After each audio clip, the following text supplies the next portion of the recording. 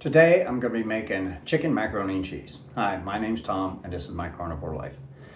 So going carnivore, there's some foods that I kind of miss a little bit. One of them is macaroni and cheese.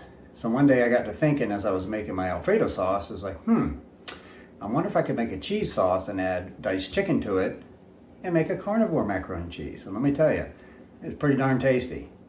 So for this recipe, you're going to need 2 chicken breasts. And this recipe is for 2 people. So 2 chicken breasts, you need some heavy cream, some butter, mozzarella cheese, cheddar cheese, and some seasoning. So let's get over to the stove and let's get started making this delicious side dish. Okay, so what you want to do is turn your heat up to about medium on your burner. You're going to add in 1.5 to 2 tablespoons of butter.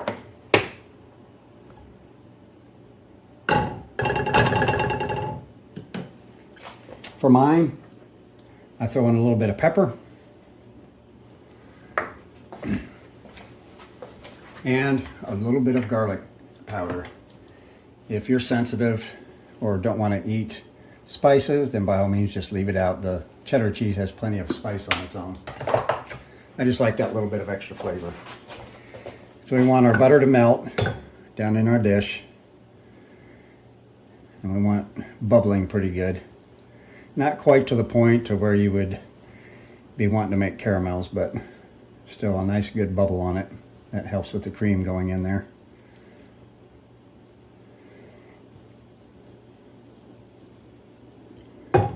Alright, back on the heat there. As you can see, the butter's starting to bubble. Almost there.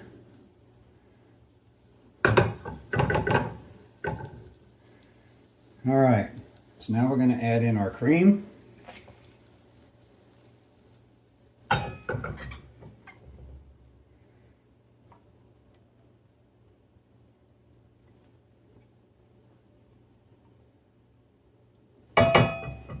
And you want to stir this continuously because you don't want to scorch the cream, and you want to make sure that your butter incorporates in with the cream before you add in the cheese. And what we're looking for is just before it boils, just a very slight boil. We don't want to get it too hot because we want the cheese to melt and not burn on the bottom. Usually it doesn't take too long to get this way. And what I normally do is I will add the chicken after this is hot because the chicken's already going to be hot from cooking. And by adding it in here when it's hot, that helps the cheese adhere to the chicken better. And also keeps the butter from separating from the cream, which can happen if you let it sit too long, especially without anything in it. Alright, you can see how we're getting a little bit of bubbling around the edges, so you can go in and add our cheese in now. So you want about 1/2 cup of cheddar. I use sharp cheddar. You can use whatever you want. You don't even have to use cheddar. You can use whatever cheese floats your boat.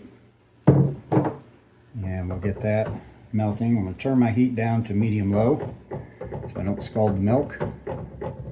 And get our cheddar incorporated in here. Now the only reason I use the mozzarella is kind of offset a little bit of the bitterness of the cheddar, and to also thicken it up a little bit because chicken is going to hold moisture, and when you put it in with this, it's going to thin out your sauce. And I'm just trying to avoid it getting too thin.